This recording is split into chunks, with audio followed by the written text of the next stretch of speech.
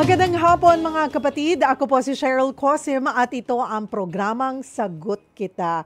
Happy Lunes po sa inyong lahat. Kumusta ang inyong naging weekend? Nakapagpahinga ba mabuti?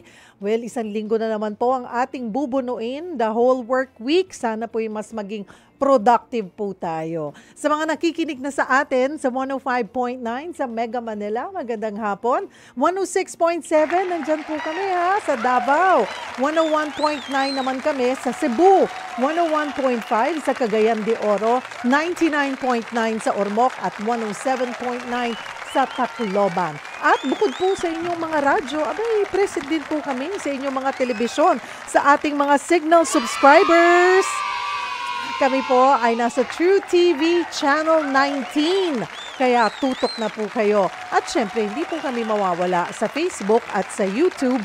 Hanapin lamang po ang True Network PH para po matutukan nyo ang ating episode today. Napakahalaga po na maintindihan po natin itong ating pag-uusapan. Ngayong araw itutuloy natin yung ating mainit na naging diskusyon tungkol sa impeachment o pagpapatalsik sa isang opisyal ng pamahalaan.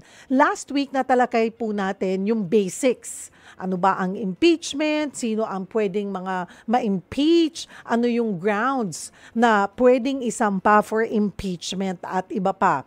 Tututukan natin ngayon yung legal options ng sinusubukang i-impeach po or na-impeach na siya, yung na isasalang po siya sa impeachment court. Matatandaang ang kampo po ni Vice President Sara Duterte na na-impeach sa Kamara ay nagsumiti po ng petisyon sa Korte Suprema para questionin ito. Bukod dyan, himayin din natin yung mga posibleng kalabasan ng impeachment trial.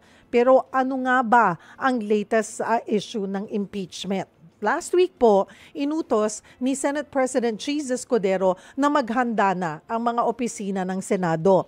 Dinesignate niya bilang Clerk of Court ang Senate Secretary, habang Deputy Clerks naman ang Senate Legal Counsel at Deputy Secretary. Naglabas na rin si SP Escudero ng proposed timetable para sa impeachment. Base po rito, sa July 30 pa nakatakdang simulan ang trial proper. Bago pa man yan magsimula, ay mahalagang malaman natin ang proseso at kahalagahan po nito.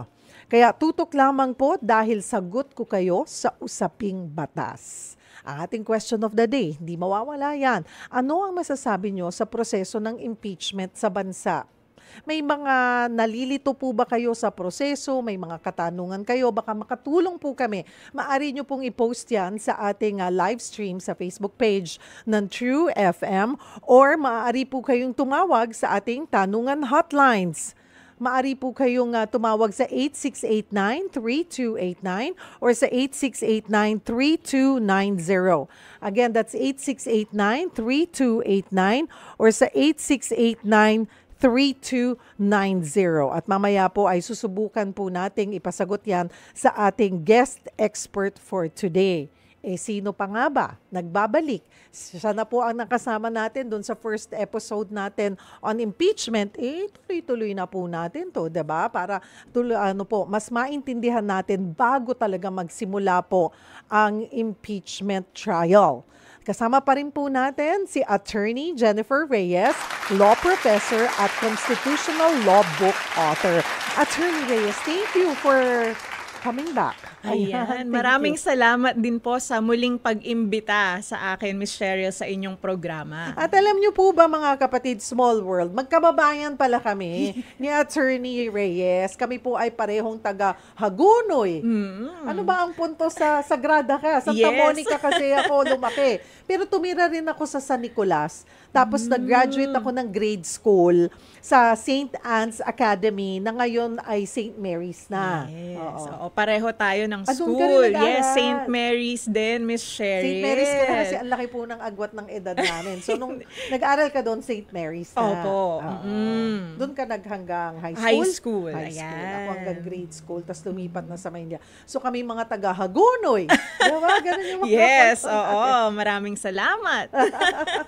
So, mga kapatid, samahan niyo po kami ni Attorney Jennifer Reyes para po talakayin pa rin ang impeachment. Siguro simulan natin doon sa final ni VP Sara Duterte sa Supreme Court. Itong tinatawag, nag-file sila ng petition for certiorari and prohibition. Medyo kami, kung hindi kami mga abogado, o ang isang simpleng Juan de la Cruz, mano-nosebleed po kami kung ano ba ito. Ano nga ba ang ibig sabihin ng petition for certiorari and prohibition po? Ayan. Pasimplihin lamang po natin, no? Ang ibig sabihin po ng petition for certiorari, ito po ay isang remedy kung saan ang isang tao ay magfa-file sa korte or in this specific case, sa Korte Suprema at ina-allege po niya na nagkaroon ng grave abuse of discretion ang ahensya or departamento ng gobyerno, for example.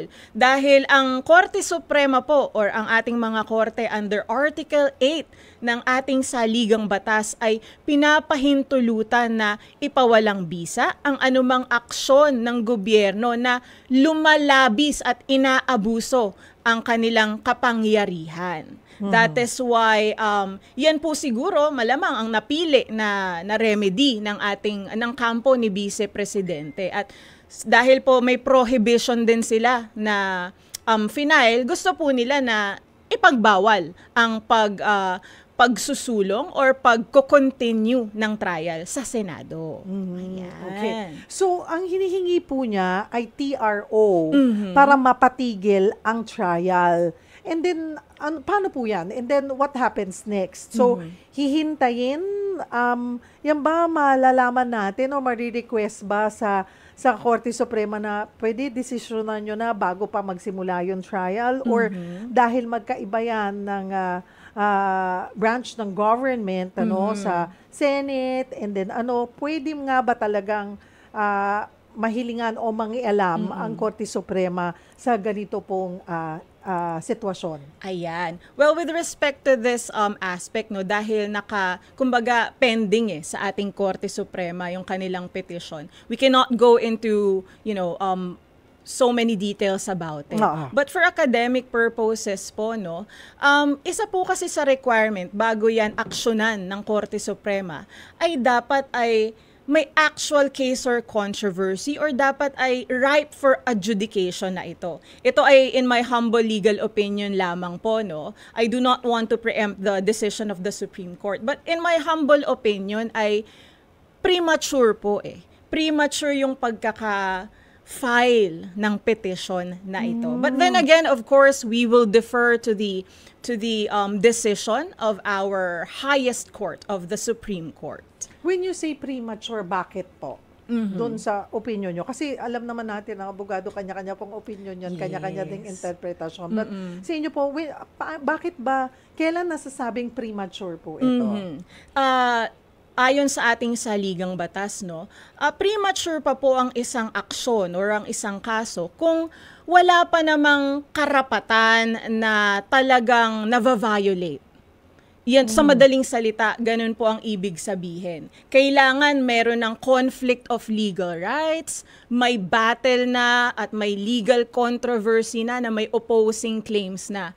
Pero dahil nga po under the doctrine of separation of powers, nakadepende po yan sa aligasyon ng kampo ng Vice Presidente kung ano po ba para sa kanya ang violate ng Kongreso. Ito po ba ay internal rule? Dahil kung internal rule po, in my humble opinion, that will be a political question and the Supreme Court will, as a general rule, not interfere. Hindi po makikialam ang Korte Suprema. sa kabilang banda po, kung ang inaakusa ng kampo ng ating vice-presidente ay may probisyon sa ating saligang batas na nilabag ang mababang kapulungan, then the Supreme Court po can interfere. So nakadepende po yan kung ano ba ang inilagay nilang akusasyon doon sa kanilang petition for certiorari and prohibition, Ms. Cheryl. Okay. Attorney Reyes, simayin natin yung grounds. Sinasabi nila na na-violate daw yung 1-year bar. Okay. Isa lang daw po kasing impeachment complaint yung pwedeng isampa at dinggin, di ba? Pero bakit yung pang-apat ang inaksyonan? Okay. So, ayon po kasi may mga desisyon ang Korte Suprema na nagpapaliwanag, Ms. Cheryl, no, kung paano po ba nag-a-apply yung 1-year ban rule. So himay-himayin po natin, no, para malaman ng ating mga kababayan. Ayon sa kaso ni Francisco versus House of Representatives po, no, masasabi mo lamang na may 1 impeachment complaint na sa mababang kapulungan kung ito ay may verified complaint at ito ay inirefer sa proper committee, which is the Committee on Justice. Dapat po yung dalawang acts na yan ay gawin para ma-qualify natin na mayroon ng impeachment complaint at dahil doon, hindi pwedeng magkaroon ng another impeachment complaint na i-initiate sa loob ng 1 taon. So with respect to the question na bakit yung pang-apat na impeachment complaint ang inaksyonan, in my humble legal opinion, the Congress has the discretion, of course, to choose kung ano ba yung sa tingin nila na mas may substance or mas kompleto in substance and in form na pwede nilang pagbotohan at kalaunan ay itatransmit sa Senado para litisin. So, it is within their discretion. I do not see anything wrong with that if they chose na yung pang-apat na impeachment complaint ang kanilang ipagpatuloy or bigyan ng pansin. As long as hindi siya pasok doon sa 1-year ban rule sa ilalim ng ating saligang batas. So you're saying na kahit gaano karami yung dalhin sa Kamara, so mamimili sila, ang Kamara, mamimili ng isa, tsaka sila at saka nila isasubmit ito sa Senate. Pag nag-submit sila sa Senate, doon pa lang yung 1-year ban rule magsisimula. Hindi doon sa yung nauna ng kung ano man yung pagpipilian nila ng mga or i-consolidate man nila lahat ng complaints. Hindi po, Ms. Cheryl, no? Magandang tanong po yan kasi para maunawaan lalo, no? Yung pong sinasabi sa saligang batas na no impeachment proceeding shall be initiated against the same public official more than once for a period of 1 year, ito po ay yung proceeding sa mababang kapulungan. Halimbawa po, for academic purposes lamang po, Ms. Cheryl, no? Ako ay presidente, gusto nilang i-impeach, nag-file sila ng verified complaint at nirefer nila ito sa proper committee or sa Committee on Justice. So that is 1 impeachment complaint, right?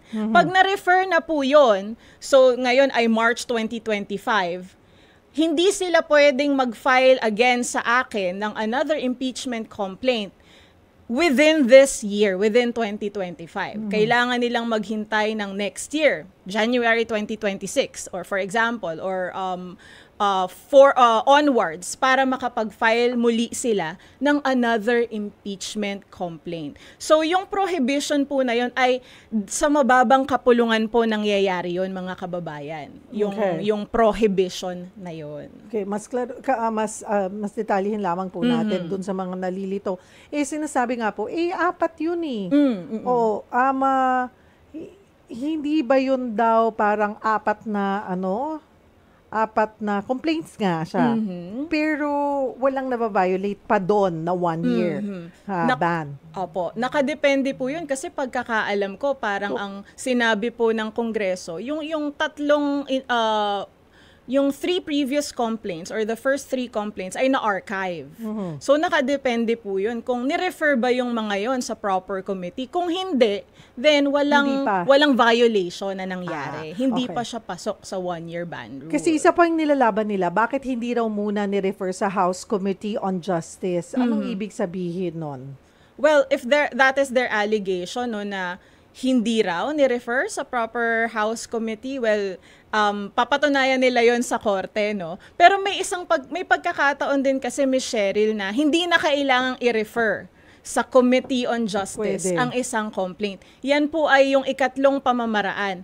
Kapag po ang impeachment complaint ay final ng at least 1/3 ng lahat ng miyembro ng House of Representatives, hindi na po siya kailangang i-refer sa Committee on Justice or sa proper committee. Ang kailangan na lamang pong gawin pag ganoon ay ifa-file nila ito sa Secretary General ng House, and it will also qualify as already an impeachment complaint.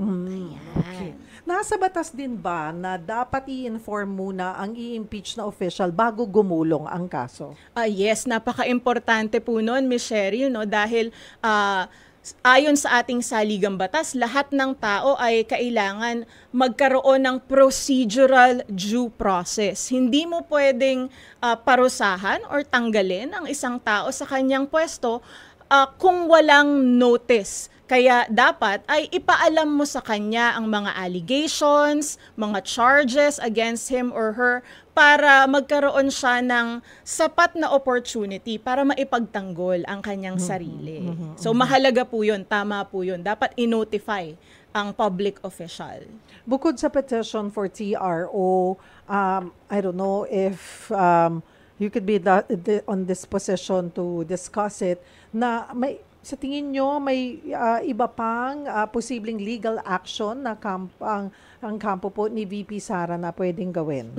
Well, aside from what they already filed, no, Ms. Cheryl, in my humble opinion, ang tanging paraan para malampasan ito ng ating Vice Presidente ay humarap siya sa impeachment trial, di ba po? Pagdaanan niya yung impeachment trial at patunayan niya sa sambayan ng Pilipino na walang basehan at hindi totoo ang mga ipinararatang sa kanya ng Kongreso. May mga pagkakataon ba na masasite ka, Attorney Reyes, na dating pangyayari na pinaboran ng Korte Suprema ang petisyon ng na-impeach na official? As far as I know, Ms. Cheryl, kung matatandaan kasi natin, yung mga nakaraan po na in-attempt ma-impeach na ating mga public officials. For example, si dating Ombudsman Merceditas Gutierrez, dating COMELEC Chairman Andres Bautista, sila po kasi ay nag-resign sa kalagitnaan ng impeachment proceeding sa mababang kapulungan. Noong time naman po na si former President ERAP or Joseph Ejercito Estrada ang nililiti sa Senado because of a supervening event, nagkaroon ng people power, yung EDSA 2, di ba po? Hindi na rin natuloy yung impeachment. It was considered as functus officio. Kaya hindi na rin po nagkaroon ng pagkakataon ang Korte Suprema na mag-rule sa issue na yun dahil it became moot and academic. Kumbaga wala na rin pong magiging silbi kung de-decision na nila yung issue na yon. Or baka hindi naman talaga nag-file yung mga opisyal na yon before the Supreme Court. Okay. Dito sa nakikita natin, maaari nga bang may butas o lapses po yung naging proseso ng impeachment sa Kamara? Ayan, magandang tanong na naman niya. But, you know, wag nating i-preempt, diba? Dahil nasa Korte Suprema, pending sa kanila. Pero, to reiterate mga kababayan, para mas maintindihan nyo, no, nakadepende po yan. Kung hindi nila sinunod ang isang probisyon ng saligang batas, yan, malaki problema nila dyan. Talagang kailangan, mapawalang bisa yung ginawa nila. Sa isang banda, again, kung ang kanilang hindi lamang sinunod ay kanilang internal rules of procedure na hindi naman nakalagay sa ating konstitusyon, then they have the right to not comply with the said internal rules. They can even waive it, modify it, change it, dahil sa ilalim ng saligang batas, they are authorized to determine their own rules and govern their own procedure or proceedings. So kung ano man yung dapat na questionin ng kampo ni VP Sara sa Korte Suprema ay dapat may kinalaman sa na-violate yung Constitution. Tama. Kasi kung hindi pagbabasihan yung Constitution, internal rules lang, wala dyan ang Korte Suprema. Yes, it will be a political question na as a general rule po, hindi yan papakialaman ng ating kataas-taasang hukuman.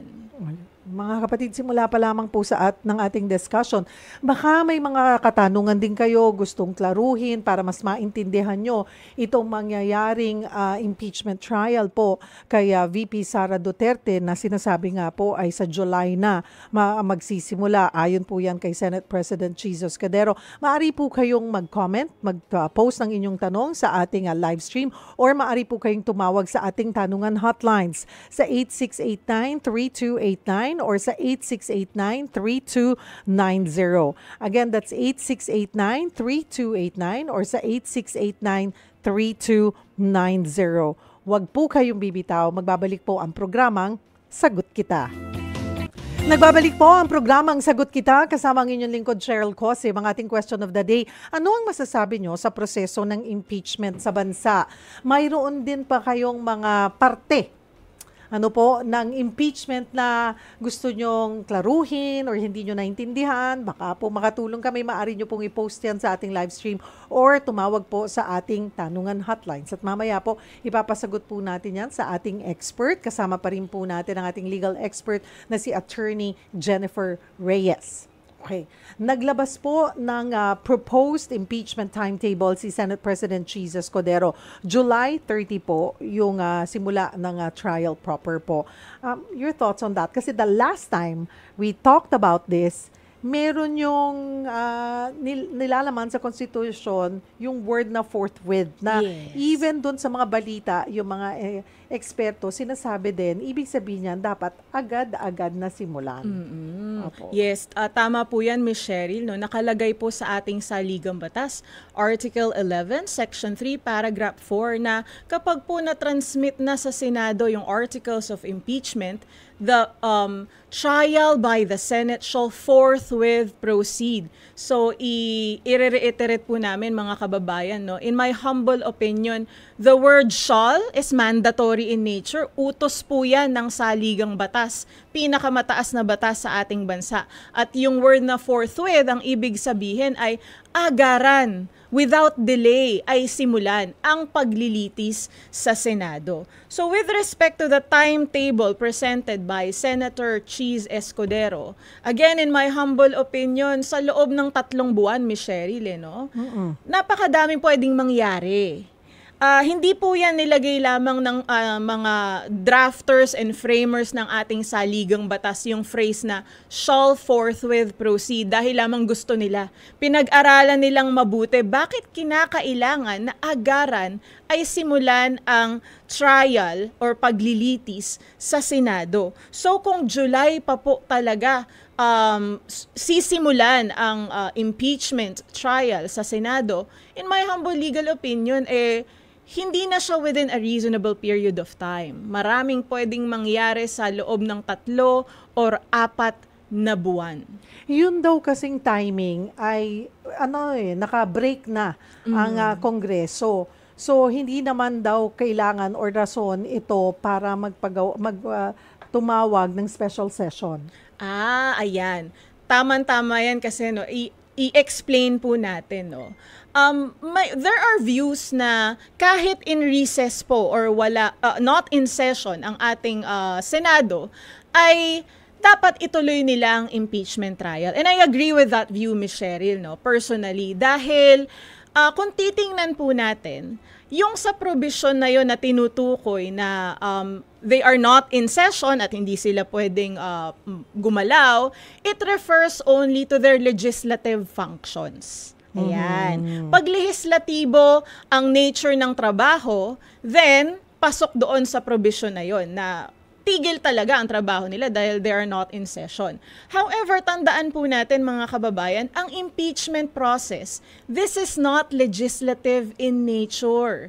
Kapag po ang mga senador ay impeachment judges sa impeachment court, hindi sila gumagawa ng batas. This is not legislative in nature. Paano po natin mas mapapatunayan? Sa ilalim ng ating saligang batas, ang mga trabaho ng ating legislative department, nakapaloob po yan sa Article 6 ng ating konstitusyon. Pag tiningnan nyo po ang impeachment process, yan po ay nasa separate na article, Ms. Cheryl, under Article 11, Accountability of Public Officers.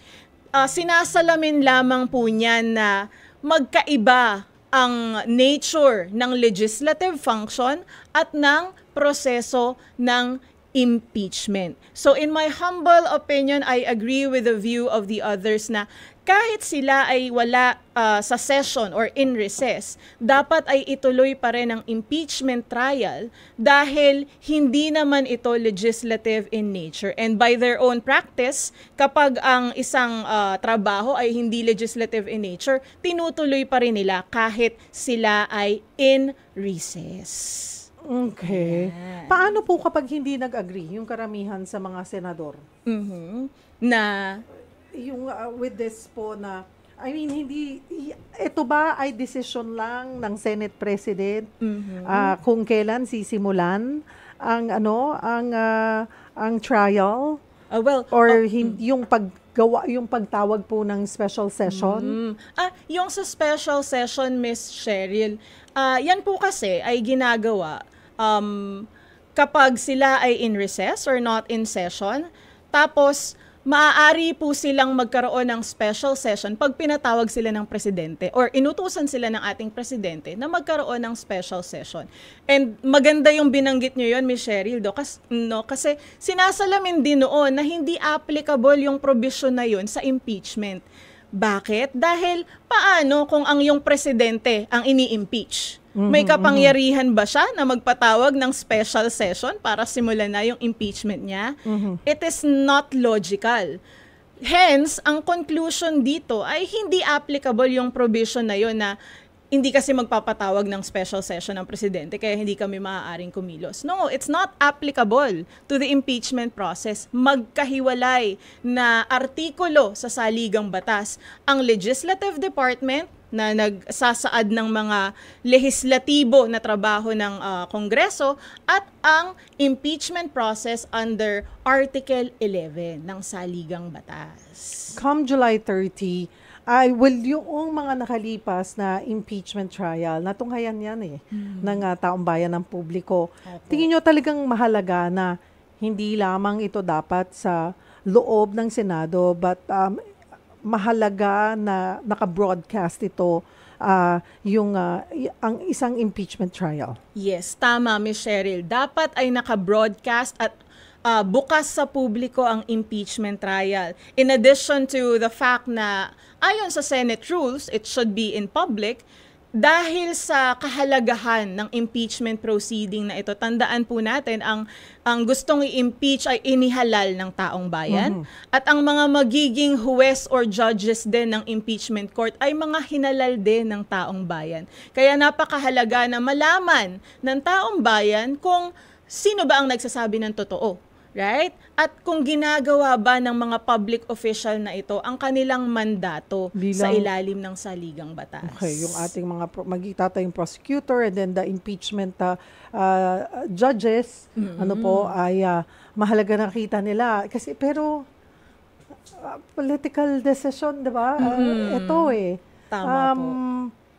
Depende, nasa sa'yo na lang kung ikaw ay kung ano ang iboboto mo, kung anong boto mayroon ka, kailangan ba yun i-announce bawat senador?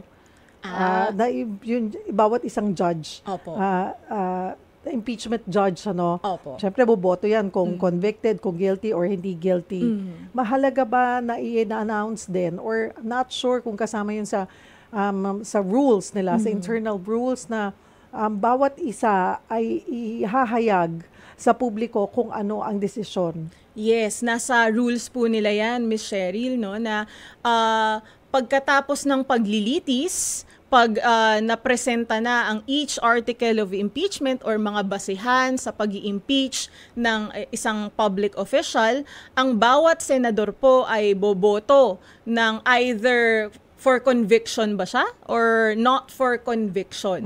So, hindi naman po sinasaad ng batas na kailangan ipaliwanag niya exhaustively kung bakit siya humantong sa ganoong desisyon. But may mga pagkakataon po na nagpapaliwanag, nagbibigay ng speech ang mga senador kung bakit nila kinonvict or bakit hindi nila kinonvict. Which is for me, that's a good thing. Magpaliwanag sila sa taong bayan kung bakit sila humantong sa kanilang desisyon. May caller po tayo, Attorney Reyes. Kasama natin si Efren ng Taguig. Hi Efren, magandang hapon. Magandang hapon po. Opo. Si Attorney Reyes po. Hi, nandito po ako, sir. Good afternoon po, Attorney. Gusto ko lang po linawin. Itong tungkol dito sa impeachment na ginagawa ni Senate President Chis Escudero, wala po ba siyang pananagutan sa taong bayan na kanyang ginagawa na dinidelay niya na maliwanag naman kahit anong gawin, pag balik-baliktad mo ang kahulugan ng siyal, madalian yan, automatic yan. Na katulad ng sinabi ni MacArthur, ay shall return. Inubligat niya talaga sarili niya. Madalian. Ngayon, yung fourth tweet, kahit nga sa Oxford Dictionary, tumingin ka, ang meaning nun, madalian talaga. Pag binigay sa iyo, ngayon din. So, di ba Constitution nakalagay yan? So, ang Constitution ay ang taong bayan. Kung hindi po ako nagkakamali, Attorney. Tama, sir. So, hindi ba dapat siya panagutin ngayon sa taong bayan na meron siyang abuse of discretion na kanyang ginagawa? Dahil ang parang ginagawa niya, ako ang masusunod, hindi kayo. Tinenggan niyo sa Kongreso, titenggan ko rin dito. So may pag-abuso to, Attorney. So pwede bang merong grupo kaya na mga abogado na tingnan itong ginagawa ni Chis na sobra na ang pag-abuso niya sa kapangyarihan niya bilang Senate President. So may obligasyon siya sa taong bayan. Huwag niyang galitin ang taong bayan. Kaya ako naguguluhan dito sa nangyayari. Kasi tinan mo, hanggat dinidelay niya, gumagawa ng aksyon yung isang kampo. Mali ang nangyayari. Dapat, i-resolve niya na kaagad, i-impeach ba ito, ita-trial na ba si Vice President o hindi? At anong batayan? Maliwanag naman may batayan. Shall forthwith. So wala namang nakalagay doon na karugtong sa Constitution na kailangan, pag naka-recess, walang pwedeng impeachment. So, hindi kaya naiintindihan ito ni Senate President na wala namang nakarugtong na yung shall forthwith, pagka naka-recess, hindi po pwedeng gawin.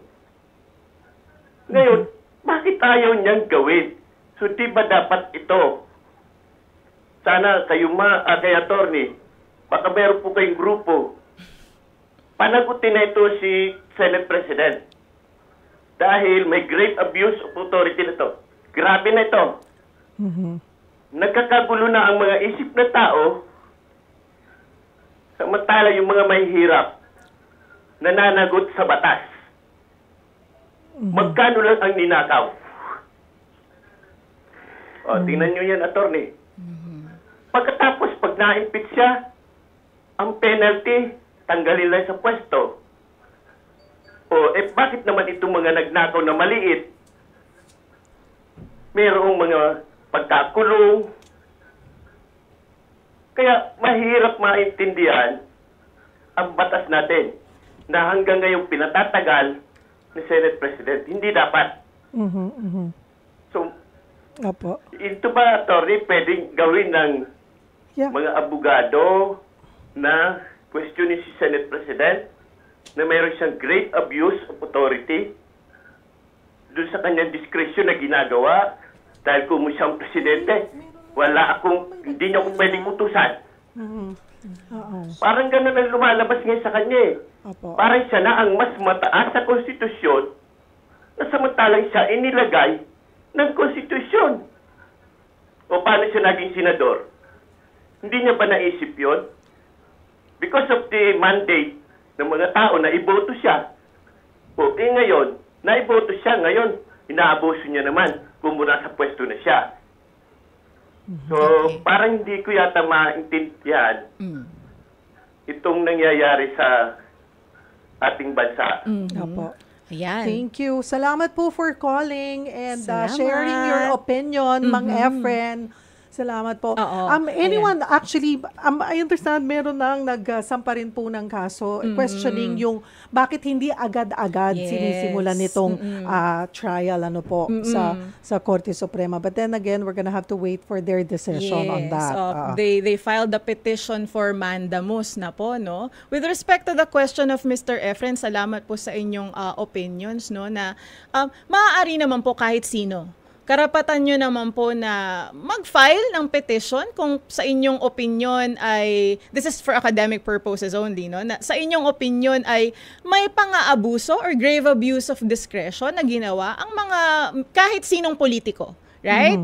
This is not specific to the parties involved. But in fairness naman po kay Senate President Chis Escudero, nakikinig siya. I mean, biglang nagkaroon na pinakita niya na may timetable na. Eto na. He is doing his best to somehow appease, right? The public clamor regarding this matter. Yung isang question po ni Sir Efren, no, na bakit daw po kapag impeachment, tinatanggal lang. Samantalang ang ordinaryong Juan de la Cruz, sabi nyo nga po, konti lang ang ninakaw, nakukulong. Ayan. Para klaro po, no, Sir Efren, and sa ating mga tagapanood, ang impeachment po, ang purpose lamang po niyan ay patalsikin sa pwesto ang isang public official na impeachable at may kaakibat na parusa na hindi na siya maipepwesto sa kahit anumang public office or position sa ilalim ng Republika ng Pilipinas. Ngunit, mananagot pa rin po siya sa mga korte. Ayan, ibig sabihin po, pwedeng-pwede na siyang humarap at ma-file ng mga criminal cases, civil cases, or even administrative cases, at siya po ay dapat humarap sa huwes, humarap sa korte. So, hindi po ibig sabihin na pag na-impeach ang isang public official, hindi na siya mananagot sa mga iba pang kaso. Ibig lamang pong sabihin nun, natanggal siya sa pwesto, ngayon, harapin mo na ang mga kaso na pwedeng i-file against you. So maganda yung tanong ni Sir Efren na yun, no? Para maliwanagan yung ating mga kababayan. Ayan, salamat Sir Efren. Mga kapatid, pwede pa po kayong humabol sa pag-comment or sa inyong mga katanungan. Kasama po natin si Attorney Jennifer Reyes. Po kayong bibitaw, magbabalik po ang programang Sagot Kita. Mga kapatid, nasa huling bahagi na po tayo ng ating programang Sagot Kita at kasama pa rin po natin ang ating legal expert na si Attorney Jennifer Reyes. Silipin po natin ang mga katanungan ng ating mga kapatid at mga pa-shout out na rin. Ayan, para makahinga-hinga tayo ng kaunti.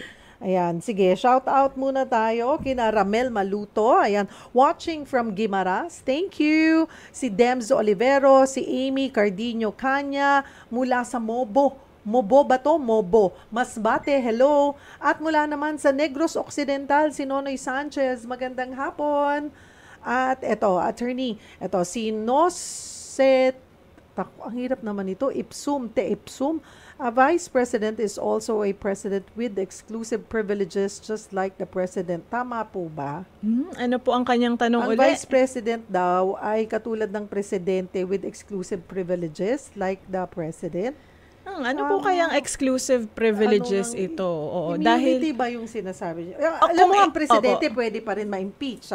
Katulad nga nung Nakita na natin yan kay dating President Erap. Yes, Joseph Estrada, yes. diba?